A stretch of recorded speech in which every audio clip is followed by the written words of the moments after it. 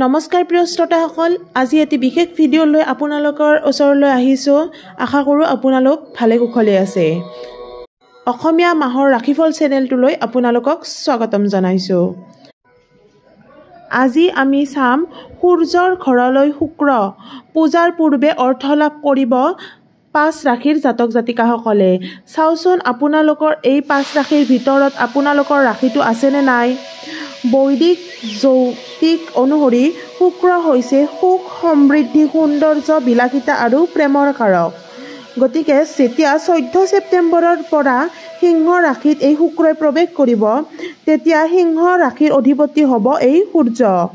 সূৰ্যৰ লগত ঘৰত শুক্ৰৰ অৱস্থানত অত্যন্ত লাভালাভ হ'ব কেইটামান ৰাশি, আৰু সেই ৰাশিৰ ভিতৰত প্ৰথম ৰাশিটো হৈছে মিথুন ৰাশি। মিথুন ৰাশিৰ এই 14 ছেপ্টেম্বৰ তাৰিখৰ পিছত শুক্ৰৰ গোচৰৰ প্ৰভাৱত লাভালাভ হ'ব এই ৰাশিৰ জাতক জাতিকাসকল। কোনো ডাঙৰ ভাল সুখবৰো পাব পাৰে মিথুন ৰাশিৰ জাতক জাতিকাসকলে। সন্তানৰ সম্পৰ্কে কোনো দুশ্চিন্তা যদি আছিলে, তেওঁলোকৰ এই সময়ৰ পৰা নাইকিয়া হ'ব। ছাত্ৰ ছাত্ৰীসকলে যদি বিদেশলৈ যাত্ৰা কৰিব ইচ্ছা কৰি আছিলে আৰু যাব পৰা নাই, এই সময়খিনিত তেওঁলোকৰ যাত্ৰা কৰিব। বিবাহিত দম্পতীসকলৰ সন্তান লাভ যদি হোৱা নাই, আৰু এই মনৰ বাঞ্ছা তেওঁলোকৰ পূৰ্ণ হ'ব, আৰু প্ৰেমৰ জীৱনো খুব সুন্দৰ হৈ উঠিব। দ্বিতীয়তে হৈছে সিংহ ৰাশি। সিংহ ৰাশিৰ জাতক জাতিকাসকলৰ যেতিয়া গ্ৰহত শুক্ৰই প্ৰৱেশ কৰিব, ইয়াৰ ফলত আৰ্থিক পৰিস্থিতি অত্যন্ত উন্নত হ'ব। উত্তৰাধিকাৰী সূত্ৰপ্ৰাপ্ত সম্পত্তি যদি বহুদিন ধৰি কিবা সমস্যা চলি আছিল, সেই সমস্যা লাহে লাহে দূৰ হ'ব।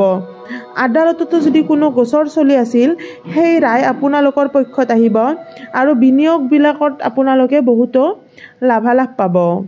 তৃতীয়তে হৈছে তুলা ৰাশি।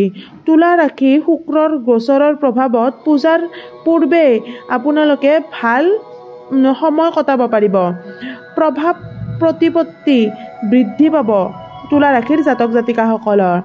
আপোনাৰ নীতি আদৰ্শ বহুত উন্নত হৈ উঠিব, আৰু সকলো কামত আপোনালোকৰ আগতে যদি মন বহা নাছিল, এই সময়ত আপোনালোকে মন দি কাম কৰিব পাৰিব, আৰু এই সময়ত আপোনালোকে নতুন কাম আৰম্ভ কৰিব। লগতে যদি সেই কামটোত আপোনালোকে অলপ অধিক পৰিশ্ৰম কৰে, অত্যাধিক সুফল পাব, আৰু পিতৃৰো আৰ্থিক সুবিধা লাভ কৰিব পাৰিব। আপোনালোকে পিতৃৰ পক্ষৰ পৰা সহায় লাভ কৰিব। চতুৰ্থতে হৈছে মকৰ ৰাশি। মকৰ ৰাশিৰ জাতক জাতিকাসকলে দুৰ্গা পূজাৰ পূৰ্বে নানান দিশত উন্নতি কৰিব পাৰিব। যেনে চাকৰিত বহুতৰে যদি কিবা পদোন্নতিত আশংকা আছিলে, সেই পদোন্নতি আপোনালোকে লাভ কৰিব। চৰকাৰী প্ৰকল্প আপোনালোকে লাভৱান হ'ব।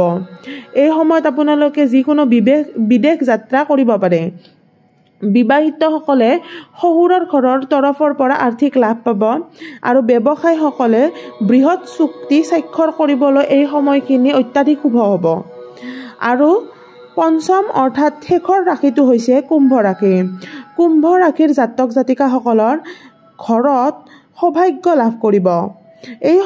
এই সময়ত আপোনালোকে সকলো কামতে যেন সফল হ'ব পাৰিব, আৰু উত্তৰাধিকাৰী হিচাপেও আপোনালোকে কিছু সম্পত্তি লাভ কৰিব পাৰিব। ধৰ্মীয় বিষয়ৰ প্ৰতি আপোনালোক আগ্ৰহী হৈ উঠিব, আৰু এই সময়খিনিত আপোনালোকে তীৰ্থস্থান ভ্ৰমণ কৰিব পাৰে। চাকৰিয়াল অথবা ব্যৱসায়ে কম পৰিশ্ৰম কৰি আপোনালোকে অত্যাধিক লাভৱান হ'ব, আৰু আপোনালোকৰ কেৰিয়াৰৰ ক্ষেত্ৰতো উন্নতি হ'ব। গতিকে যদিহে ভিডিঅ'টি চাই ভাল পালে আৰু আপোনালোকৰ লগত মিলিলে, তেতিয়াহ'লে আমাৰ চেনেলটো লাইক, শ্বেয়াৰ আৰু ছাবস্ক্ৰাইব কৰিবলৈ নাপাহৰিব। ধন্যবাদ।